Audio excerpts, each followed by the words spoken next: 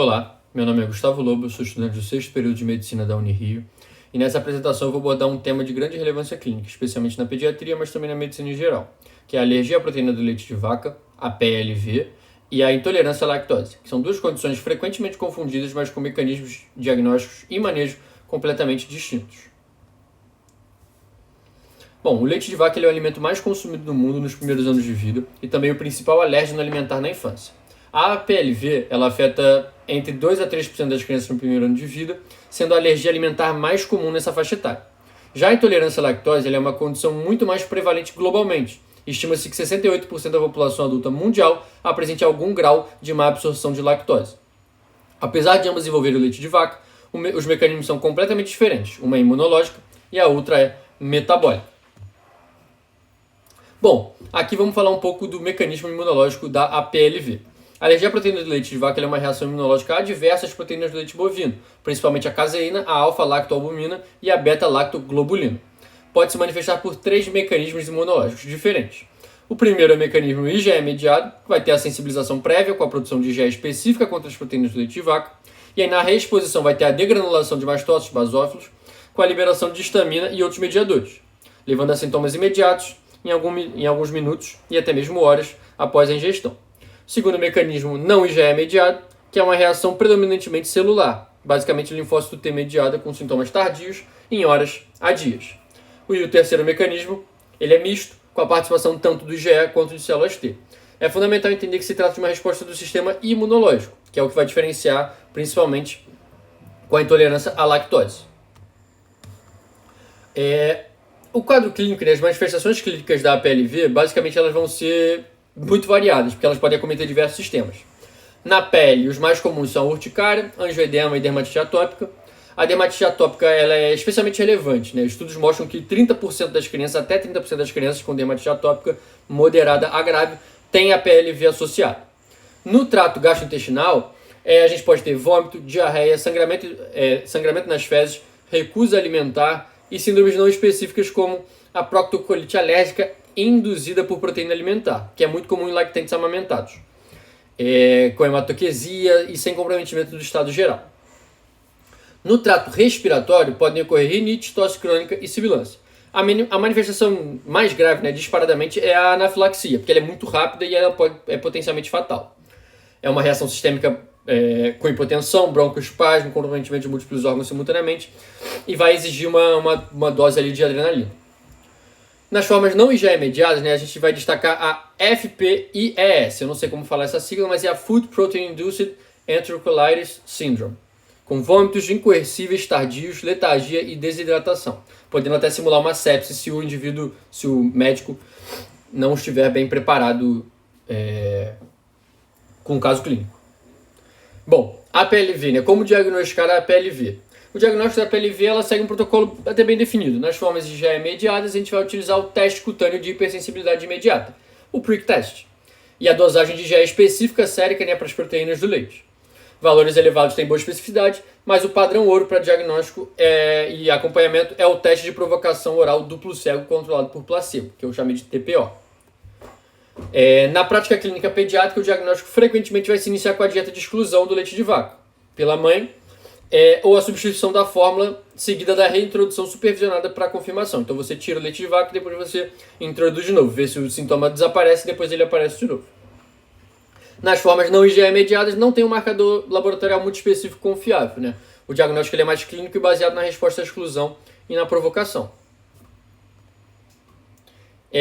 Aqui vamos falar um pouco da intolerância à lactose agora, né? Fisiopatologia e os tipos dela.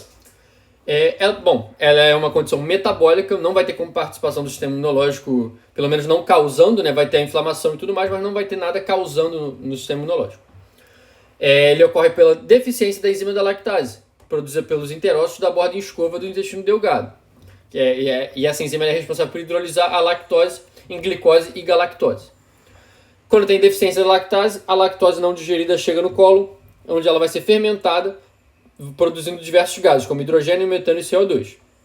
E ácidos graxos de cadeia curta também, que é o que vai gerar os sintomas típicos de distensão abdominal, flatulência, borborismo, diarreia osmótica e dor abdominal. Existem basicamente 4 tipos, né?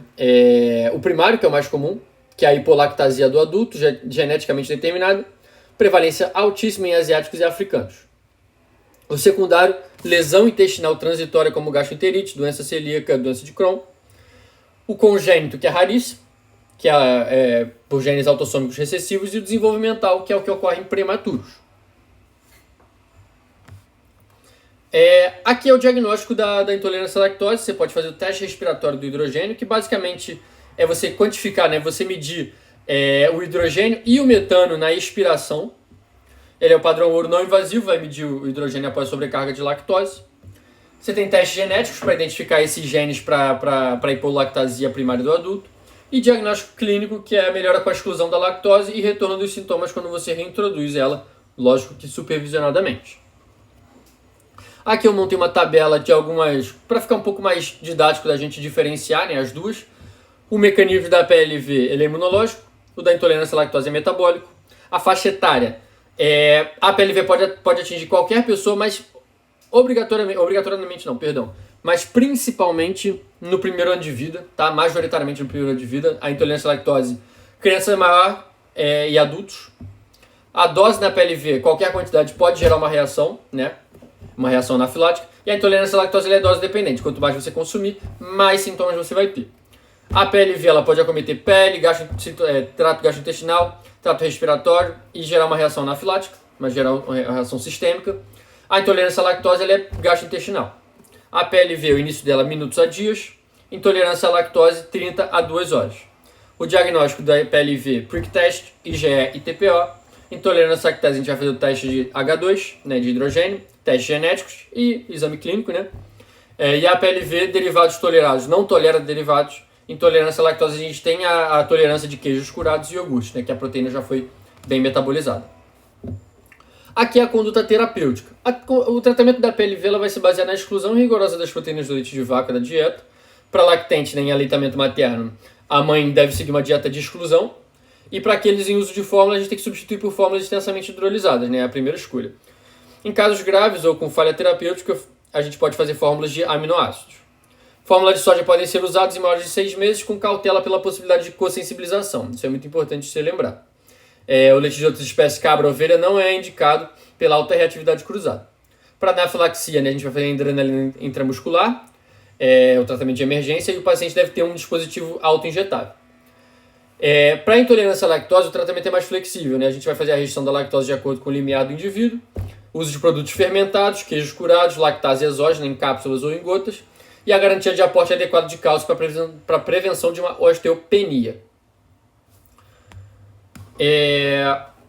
Pronto. Aqui alguns conceitos chaves que eu acho importante a gente lembrar, né, que a PLV e a intolerância à lactose, elas são muito distintas. A PLV basicamente uma resposta imunológica, enquanto a intolerância à lactose ela é uma reação metabólica. O teste de provocação oral ele é o padrão ouro para diagnóstico da PLV, enquanto o teste respiratório de hidrogênio é o método de escolha para a intolerância à lactose. Mas claro, a clínica é sempre soberana, tá? A gente sempre tem que ter a gente sempre tem que estar de olho na clínica, principalmente. Aqui são as minhas referências e eu gostaria de agradecer a atenção e agradecer as aulas ministradas pelo professor Walter. Muito obrigado e espero que tenham gostado.